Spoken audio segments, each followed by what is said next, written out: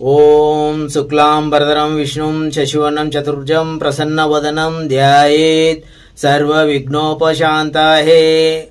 ఓం విఘ్నేశ్వరాయ నమః. ఓం శ్రీ స్వామి శరణమయ్యప్ప. శ్రీ సుబ్రహ్మణ్యేశ్వర స్వామికి నమస్కారం.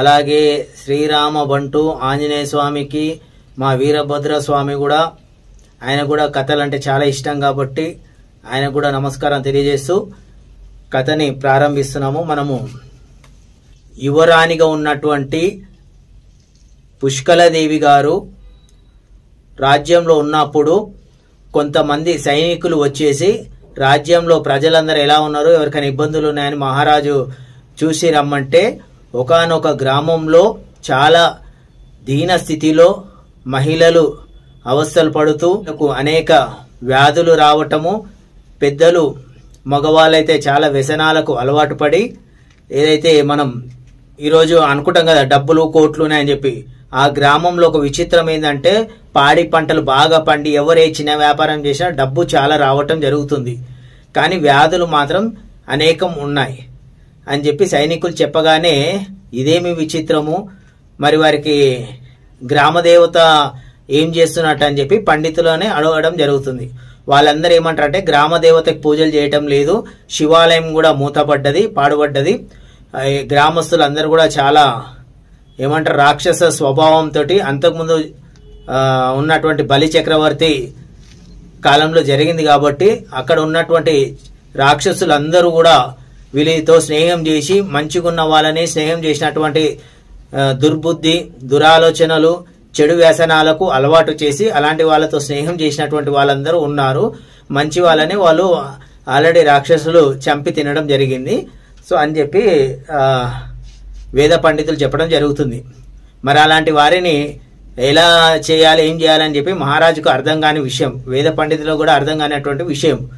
అప్పుడు యువరాణి గారు ఏం చేస్తారంటే, సరే ఒకసారి విషయం ఏంటో నేనే స్వయంగా వెళ్ళి పరిశోధన చేసి వస్తాను నాన్నగారు అని చెప్పి తండ్రికి నమస్కరించి ఆజ్ఞ తీసుకొని రథం మీద బయలుదేరి కొంతమంది సైనికులు వెంటరాగా ఆ గ్రామానికి బయలుదేరడం జరుగుతుంది పుష్కలదేవి. ఆ గ్రామానికి చేరుకున్న తర్వాత ఏం జరుగుతుందంటే అందరినీ రచ్చబండ దగ్గరికి రమ్మని సైనికులు చెప్పడంతో యువరాణి వచ్చారని చెప్పి అందరూ గ్రామస్తులందరూ రచ్చబండ దగ్గరికి రావడం జరుగుతుంది మీటింగ్ కోసం.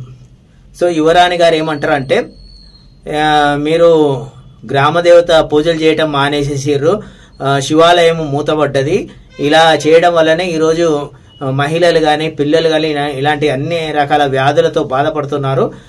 దయించి మీరందరూ కూడా చక్కగా గ్రామదేవతకి పూజలు నిర్వహించండి, గ్రామస్తులందరూ సంతోషంగా ఉంటారు, బాగుంటారు అని చెప్తుంటే అందులో కొంతమంది చాలా తాగుడుకు అలవాటు పడ్డటువంటి వాళ్ళు ఏం మాట్లాడతారంటే, ఓ చెప్పొచ్చినో లే అమ్మా, మీరు యువరాని కోటలో ఉంటారు కాబట్టి చాలా సేవలు చెప్తుంటారు, ఇప్పుడు మేము పూజలు చేయనంత మాత్రాన మాకు ఏమైనా నష్టం జరుగుతుందా, లేదంటే రకరకాలుగా మనుషులు మాట్లాడుతూ ఉంటారు.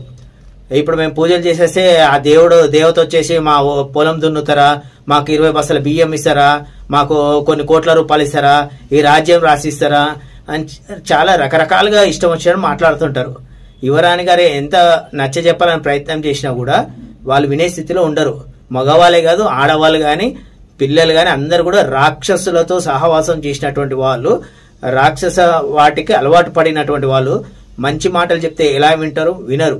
యువరాణి పుష్కలదేవి గారు ఆ ప్రజలకి నచ్చ చెప్పాలని విశ్వ ప్రయత్నం చేస్తుంటారు. అందులో భాగంగా ఏమంటుందంటే, పక్క గ్రామాల్లో చూడండి ఎంత అన్యోన్యంగా ఆనందంగా భార్య పిల్లలు చాలా ఆరోగ్యంగా జీవిస్తున్నారో, సంతోషంగా జీవిస్తున్నారో. ఒకసారి పక్క గ్రామాలలో చూడండి, మీ గ్రామంలో చూడండి ఎంత అందరూ ఇలాంటి వ్యాధులతోటి ఈ బాధలని అనుభవిస్తున్నారు అని చెబితే అందులోంచి ఒకరు అంటారు, ఆ పక్క గ్రామాల్లో అన్ని పూజలు చేస్తున్నా వాళ్ళకి పెద్ద డబ్బులు ఏమి ఉండవు, మా దగ్గర చూడ ఏ పూజలు చేయకుండా ఎన్ని డబ్బులు ఉన్నాయో అని ఒకరు.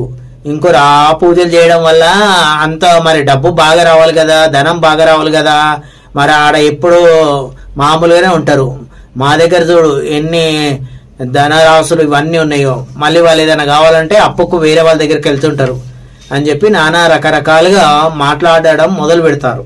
ఇంకొందరు పూజలు చేయడం వల్ల ఏమీ ఒరగదండి, పూజలు చేస్తే ఏమన్నా ఆ దేవుడు వచ్చి పొలం దున్నుతాడా, మాకేమన్నా బస్తాల బియ్యం ఇస్తాడా, రాజ్యాలు రాసిస్తాడా అని చెప్పి చాలా వెటకారంగా మాట్లాడుతుంటారు. సరే, ఇక వాళ్ళకు మాటలతో చెప్పడం అనవసరం అని చెప్పి, సో అందులో ఒక పెద్ద ఆవిడ ఉంటుంది, ఒక 35 సంవత్సరాల పెద్ద ఆవిడ. ఆమెకు చేతులు కొంచెము పక్షవాతం వచ్చి ఉంటాయి, ముఖంలో కళ ఉంటుంది, కానీ చాలా ముఖంలో కళ ఉంటుంది, అలాగే కళ్ళలో ఎక్కడో తెలియని చాలా బాధ ఉంటుంది. ఆమెను చూడంగానే ఏదో ఆత్మీయంగా ఎన్నో ఏండ్ల నుంచి పరిచయం ఉన్నట్టుగా యువరానికి కనిపిస్తుంది. అప్పుడు ఆ పెద్ద ఆవిడ ఏమంటుందంటే, ఒట్టిట్టి మాటలు ఎంతమంది అయినా మాట్లాడతారమ్మా, మీరు కావాలంటే కొంతకాలం ఇక్కడ పేదరికంలో ఉండి మాట్లాడండి, ఏమీ లేకుండా కోటలో ఉండి 100 మంది సేవలు చేస్తుంటే నానా రకరకాలుగా మాట్లాడడం అనేది అందరికీ అలవాటైపోయింది. పేదరికంలో ఉండి కష్టాలు అనుభవిస్తూ ఇక్కడ ఉన్నటువంటి వాళ్ళకి నిజంగా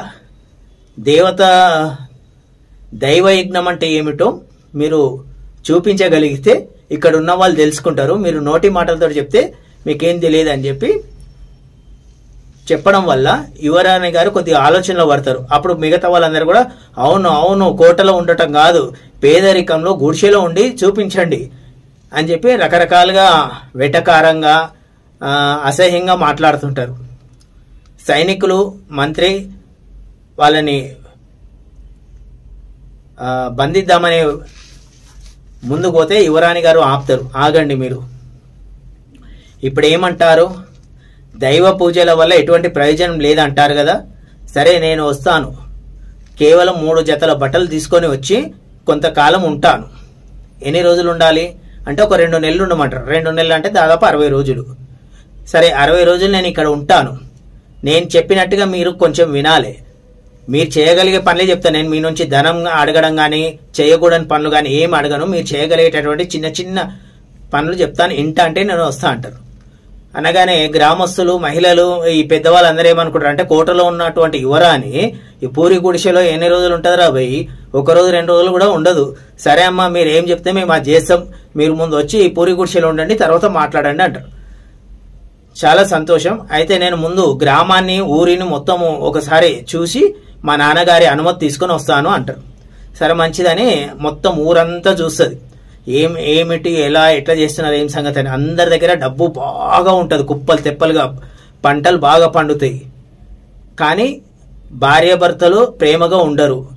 ఆడవాళ్ళకి ఏవో తెలియని వ్యాధులు, వైద్యానికి అందనేటువంటి, అలాగే పిల్లలలో కూడా ఏదో ముఖము కలహీనంగా పోయి చాలా ఇదంగా ఉండడము, మగవాళ్ళు కూడా చాలా నానా రకాలుగా చాలా అసభ్యంగా, అహంకారంగా, పొగరుబోతుగా, ఇంకా నేనే అన్నట్టుగా వ్యవహరిస్తుంటారు. ఇవన్నీ చూస్తుంది, రాజ్యానికి వెళ్ళిపోతుంది. తండ్రి గారి దగ్గర అనుమతి తీసుకొని, నాన్నగారు నేను వెళ్ళి ఇలా మాట ఇచ్చాను వస్తానంటే, నీకెందుకు అమ్మా, అంత కావాలంటే వాళ్ళని సైనికుల్ని పంపించి బంధించి 4 రోజులు చెరసాలలో వాడేసి కొరడాలతో కొడితే అందరు దారికి వస్తారు కదా అమ్మ అంటే, భక్తి అనేది ఒకరు కొట్టడం వల్లనో ఒకరు చెప్పడం వల్లనో రాదు నాన్నగారు, అది వాళ్ళల్లో వాళ్ళకు రావాలి. మనం ఎంత చెప్పినా కూడా కుక్కతో కౌంకర లెక్క వాళ్ళకి ఏమీ జరగదు. ఎన్ని రోజులు చెరసాలలో వేసినా కూడా వాళ్ళందరూ రాక్షసులతో సహవాసం చేసినటువంటి వాళ్ళు, వాళ్ళకు దైవ యజ్ఞం అంటే ఏమిటో తెలియదు. అదేదో నేను నిరూపిస్తాను, ఎందుకంటే రాజు అంటే తండ్రి లాంటి వాడు కాబట్టి, మరి పిల్లలకి ఆపద ఉన్నప్పుడు తల్లిదండ్రులే కదా దగ్గరుండి చూసుకోవాలి, మీరు నాకేం కాదు, నాకు అనుమతించండి అంటారు. అలాగే అంతకుముందే ధర్మశాస్త్ర కూడా ఇంకా కొన్ని కార్యక్రమాలు చేసిన తర్వాతనే పెళ్లి చేసుకుంటానంటే, ఈ ధర్మశాస్త్ర యొక్క పరీక్ష అనుకొని అప్పుడు తండ్రి ఏం చేస్తారంటే యువరానికి అనుమతిస్తారు. యువరాణి గారు ఒక 3 మామూలు చీరలు తీసుకొని చేతికి ఒక నల్లదారం కట్టుకొని బయలుదేరుతుంది. అక్కడికి ఆ ఊర్లోకి వచ్చి ఎక్కడ ఉండాలంటే, పలానా ఊరి చివరన గ్రామదేవత దేవాలయం ఉంటుంది, ఆ దేవాలయం పక్కన ఒక పూరి గుడిసె ఉంటుంది, ఆ పక్కనే శివాలయం కూడా ఉంటుంది. ఆ పూరి గుడిసెలో ఎవరు ఉంటారంటే, ఈ పెద్ద ఆవిడ ఎవరైతే వచ్చి చెప్పారో 35 ఏళ్ల పెద్ద ఆవిడ, ఆమె ఉంటుంది.